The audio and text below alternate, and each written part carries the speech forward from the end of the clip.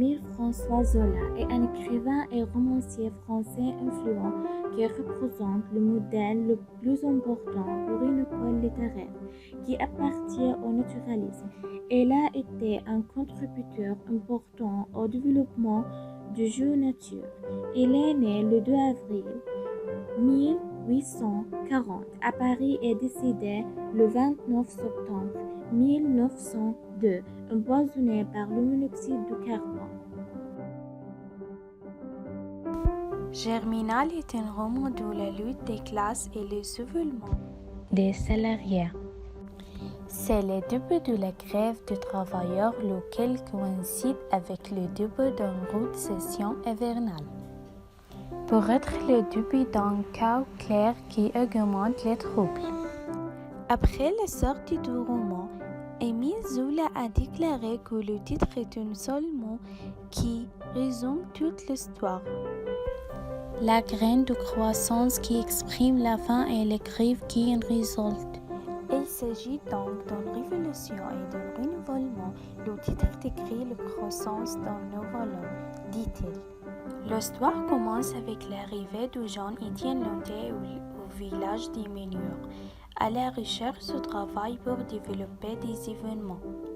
Quand il devient une classe industrielle, s'ouvre de mauvaises conditions, dégradant les conditions sociales, sanitaires et même morales vécues quotidiennement par les travailleurs. Lorsque la compagnie des mines argue de la crise économique, décrète une baisse du salaire, il pousse les mineurs à la grève.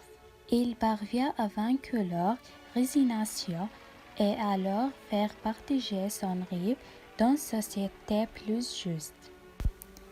La grève n'est pas aboutie aux résultats espérés. Les mineurs ont démissionné puis sont retournés au travail. Puis un mauvais travailleur nommé Sauvera a détruit la mine et de nombreux mineurs sont morts. Mais Étienne sort de cette injustice et la communauté cruelle est vivante par Paris.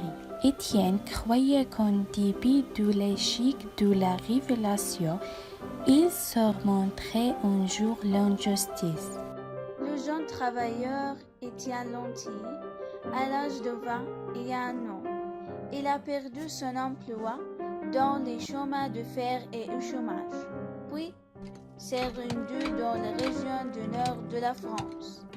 Le pays des mines a appelé le pays du courant ou le pays des visages noirs et a été ainsi nommé d'après la couleur de la poussière de charbon qui couvre également les visages des travailleurs. Soufarine, réfugié politique, combattant russe. Pendant la lutte ouvrière, il mène sa propre bataille.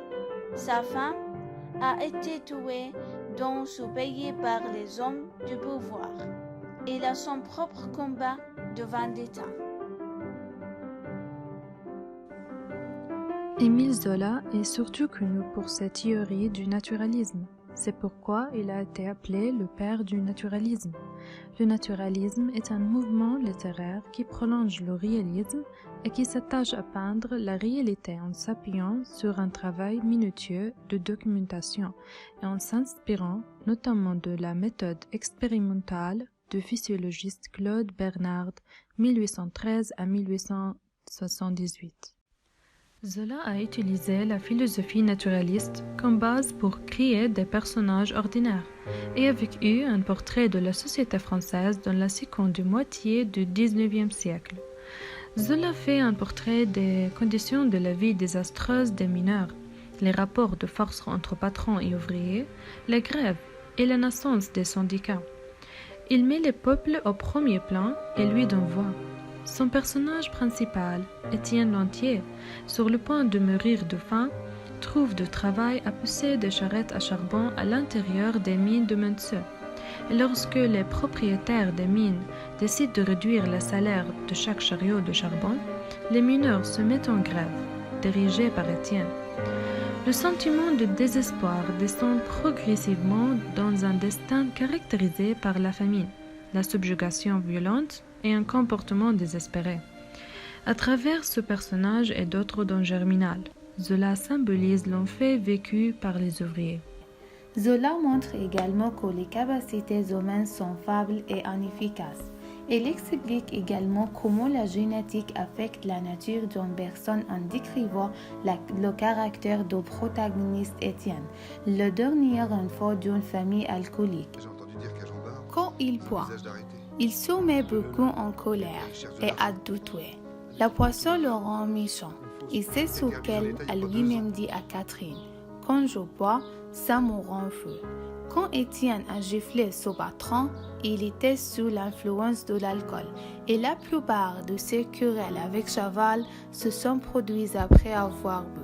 Zola voulait montrer la nervosité de la famille Étienne qui pouvait se transformer en frénésie de tuer après avoir bu.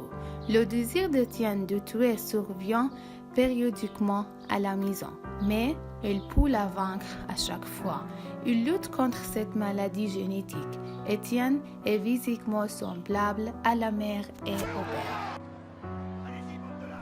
La violence est présente dans toutes les parties de récit de Germinal, qu'elles soient verbales ou physiques. Nous le trouvons dans de nombreux endroits. Par exemple, Séverine a toujours appelé à une distraction complète comme méthode d'action. Zola illustre également les manifestations de violence les plus puissantes à travers l'apparition de nombreuses femmes qui sont apparues dans les manifestations avec leurs cheveux clairsemés et la transpiration de leur corps fatigué et épuisé. Certaines portant leur enfance avec leurs mains, d'autres portant des pancartes écriant « Sort » et malgré la présence de femmes plus âgées. Ces femmes ne se souciaient pas de la difficulté de la situation et la femme plus âgée ne se souciait pas de leur faible corde vocale. La violence s'intensifie progressivement avec le roman jusqu'à atteindre la distraction, la dévastation, le pillage, le sang et la mort de nombreuses personnes. Et enfin, le naufrage et la disparition de la mine. Les combats entre Chaval et Étienne et la plissure de Jean-là qui accusait son handicap sont également des formes de violence dans le roman.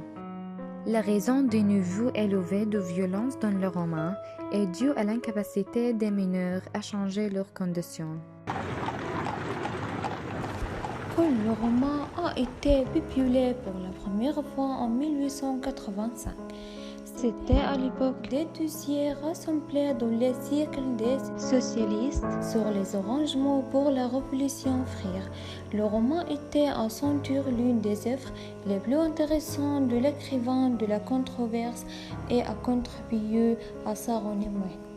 Dans le roman, on voit comment les autorités et les entreprises monopolisaient les salaires des travailleurs et leur accordaient des salaires très bas, car ils concouraient dans ce village pour monopoliser et supprimer les travailleurs. Jusque la situation empire, ils ont commencé à s'avenir et la grave a égalité. La vie des mineurs a été fatale et dangereuse lors de la grave minée par Étienne Lantier et la police coopérait avec les autorités et les entreprises contre les travailleurs. Une opposition claire apparaît dans le récit de Zola entre la classe bourgeoise et la classe laborieuse. Zola a décrit les vêtements luxueux et confortables de la famille Grégoire, tandis que les vêtements des mineurs sont minables, certains très pauvres. La grande différence entre la nourriture de la famille Grégoire et marron est montrée dans la brioche avec du pain et du beurre par rapport à celle des mineurs. Et comme l'a dit Zola, pour avoir un impact énorme, les positions doivent être claires. Les manifestations dans Germinal ont été les poids où les dirigeants politiques craignaient la révolution. Dans son roman, Zola l'a décrit comme une épopée de travailleurs qui espéraient vivre dans un monde plus juste. Le roman représente l'éveil du monde du travail à la conscience de ses droits. Dès le début, Les bourgeois regardaient les ouvriers et leurs familles et refusaient de vous donner de l'argent quand ils leur demandaient, parce qu'ils pensaient que les ouvriers dépenseraient de l'argent pour la poisson et préféraient leur donner des vêtements plutôt que de l'argent. La famille Grégoire se faisait des illusions. On croyait que les ouvriers vivaient dans de bonnes conditions et avaient assez d'argent et de nourriture, même s'il était sûr du contraire. Le titre fait référence au nom d'un mois du calendrier républicain français, un mois de printemps. Germain est un mot latin qui signifie graine. Le roman décrit l'espoir d'un avenir meilleur qui sème parmi les meneurs. Comme le disent les dernières lignes du roman, des hommes possédent une armée noire, vengeresse, qui germait lentement dans les sillons, grandissant pour les récoltes du siècle futur, et dont les germinations allaient vers bientôt éclater la terre.